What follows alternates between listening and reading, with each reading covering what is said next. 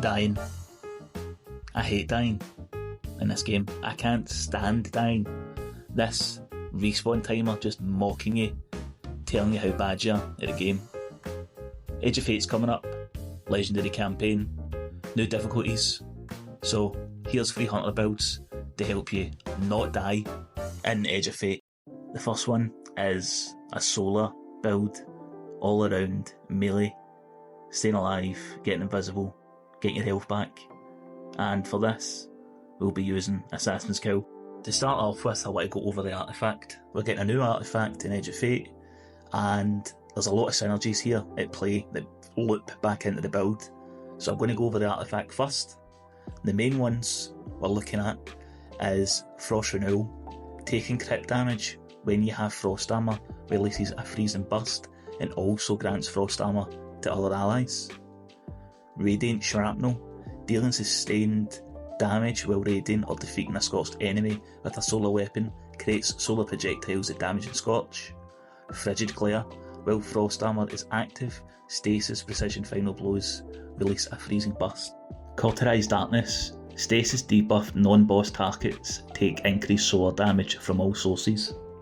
Shield Crush. While you have Frost Armour, your melee charges quickly and deals more damage, while you are radiant, your grenades charge more quickly and deal increased damage. And finally, Fever and Chill. Rapid precision hits with solar grant radiant, with stasis grant frost armour. So essentially, we're going to use stasis weapons to give us frost armour, which slows combatants and gives us more melee damage. And the enemies who are stasis debuffed will also take more solar damage. We're going to use that solar damage for our melee, which will heal us and make us invisible. So let's talk stasis weapons then. The first one is Red Tape. This is a 200 RPM stasis scout rifle and will benefit from rapid precision rifling. Scouts gain increased reload and flinch resist on rapid precision hits. The second one is Bold Endings, which is a heavy burst hand cannon, and we're rocking Demolitionist and Headstone.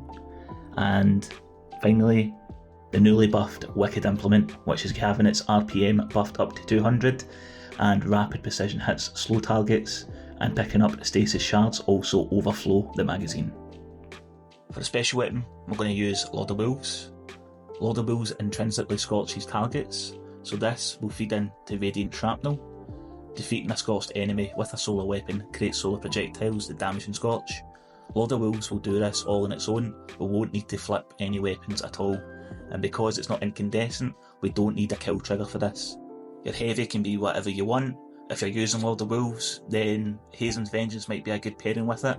Envious Arsenal, bait and switch, a couple of solar surges would be very tasty. So looking under the hood, Super, Blade Barrage, I just quite like it. I'm not a big fan of going down, in all honesty. This is just use it and forget about it, do your damage and that's it. Gambler's Dodge, well, we're using Knife Trick mostly, so this will work in well. Knife Trick, main focus of the build. Healing Grenade for a wee bit of heals.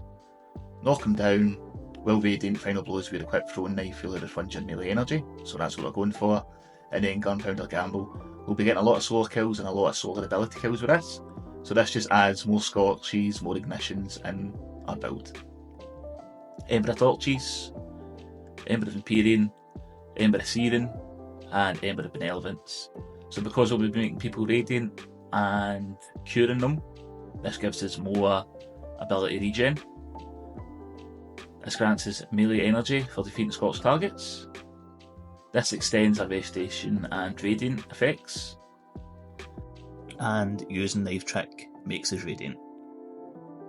The next build is all about having Woven Mail on tap, while also increasing your grenade and melee damage, generating a lot of grenade and melee energy, and also completely crowd controlling the battlefield.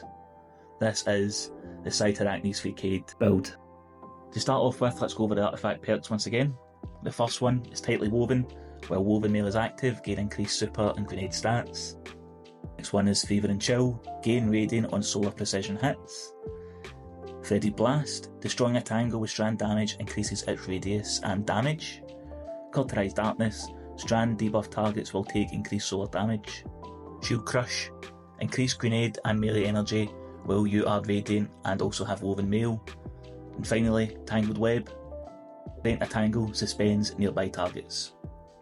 So with this build, you'll have woven mail up all the time, which feeds into shield crush. This will give you more melee energy. Then you'll be radiant. This will give you more grenade energy, more grapple grenades, more woven mail. It will just all loop into each other. We'll also be using Whirling Maelstrom. Destroying a tangle will create a little green tornado and it will unravel enemies and create unraveling projectiles. So let's talk weapons. How we're going to create tangles and how we're going to get radiant.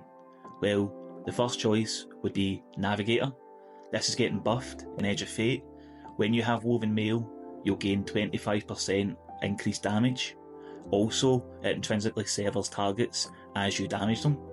Defeating a severed target creates a tangle, throwing a tangle creates Whirling Maelstrom, and also the tangle will suspend enemies as it bursts. You'll also be able to give allies woven mail if you so please, and let's not forget, Navigator's main use is to create strand points in midair, and you can use that constantly to throw grapple melees at enemies. For the energy slot, any heal clip incandescent weapon will do here. I've got no survivors. From right to 9, this can roll with heal clip incandescent or heal clip master at arms if you want a bit more damage. You could also go for Parabellum, which can roll heal clip and frenzy. SMGs will be good for getting those rapid precision hits as well if you can land your shots. If not, you're looking for something a little bit more stable, then you can have Darkest Before, the rapid fire pulse from Prophecy. This can also roll heal clip incandescent. For your heavy, it's completely your preference, just pick your poison.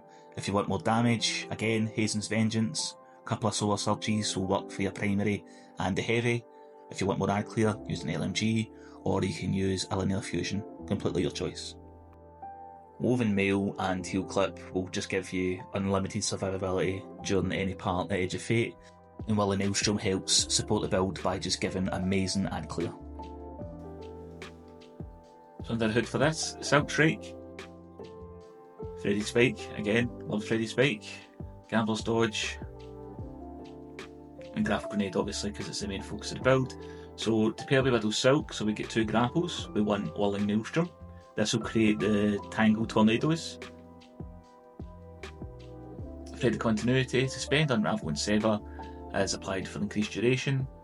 Picking up Orb of Power grants Woven Mail, that's Thread of Warding. Thread of Generation, dealing damage, generates grenade energy. And Thread of Transmutation, where we have Woven Mail, Weapon Final Blows, create a tangle. So that directly feeds back into Whirling Maelstrom. Just before I show the final build, I've just got a wee favour to ask.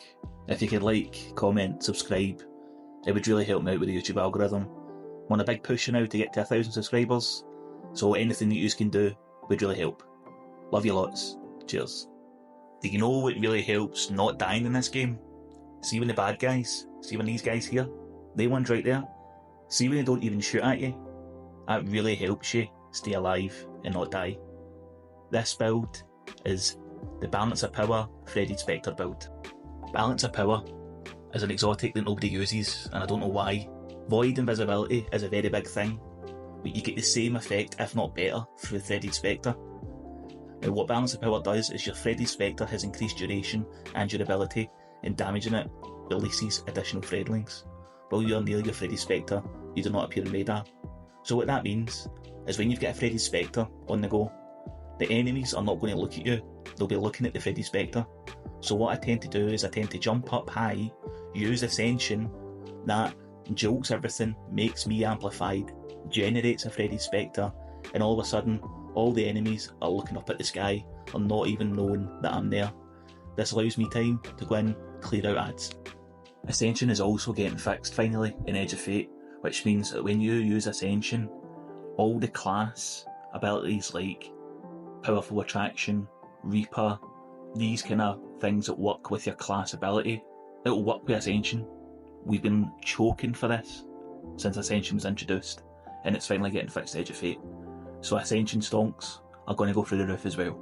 So I'll start off with the artifact perks again. Flame, Fibre and Freeze, this combines Solar Strand and Solar Stasis mods into one. Fever and Chill, rapid precision hits by a solar weapon will give you Radiant. Frost Renewal, critical damage where you have Frost Armour freezes combatants, Freddy Blast, destroying a Tangle, the strand damage increases its radius and damage, Cauterize Darkness, strand debuff targets take more solar damage, Shield Crush, while we're amplified and radiant we have more grenade energy and grenades do more damage, and when we have Frost Armour our melee generates more quickly and it also does more damage. And then finally you can pick between Radiant Shrapnel or Tangled Web. If you want the solar explosions by using a solar primary, go ahead, or if you want bigger suspensions with your tangles, then go ahead.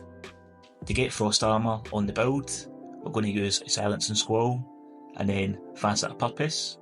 This will allow us to get Frost Armour anytime we pick up an Orb of Power, and also we're going to use Solitude, purely so it helps us create more tangles. Now for weapons, I would recommend the Cowl with Strategist. This is a strand weapon, so it will build Darkness Transcendence, but it will also keep our class ability topped up, allowing us to use that Ascension Freddy Spectre loop more often. In terms of your primary, any heal clip incandescent weapon will do. This allows us to get Radiant, and a heal clip will keep us topped up on health. Then for your heavy, Finality's Augurs get a really good interest in gameplay loop with this build. When you use your Freddy Spectre, at the same time make a turret, prioritise enemies, and it'll just clear everything out. I know it's complete RNG from the Sunder Doctrine dungeon, but if you've got it, great, give it a shot, it's really fun. If not, then LMG, rocket launcher, you can't go wrong with anything really. Bastion is also getting a buff where it will work with any ranged melee attacks, so it will work with our Freddy Spike. So if you want to use Bastion, go ahead, but just keep in mind your class ability might take a wee bit longer to recharge. But of course we've got new stats coming in, so if you want to really build in class ability for this, go ahead. Your Freddy Spectre will generate a lot of both dark and light energy for Transcendence, but try and keep one dark, one light weapon in your arsenal as well, so you can get your Transcendence as quickly as possible, as this really amplifies the build. So looking under the hood, the class, Silence and Squall for the super. This is good for crowd control, and also it will grant us access to Frost Armour. Freddy Spike, love Freddy Spike, severs enemies. If you press your melee button at the right time, you'll gain half your energy back. We actually don't know what this will look like with over 100 melee stat, so you might even get more depending how much you build into melee. Gambler's Dodge, well when you use Ascension and Freddy Spectre near enemies, you'll gain a melee charge back. Grapple Grenade, this is purely just up to preference.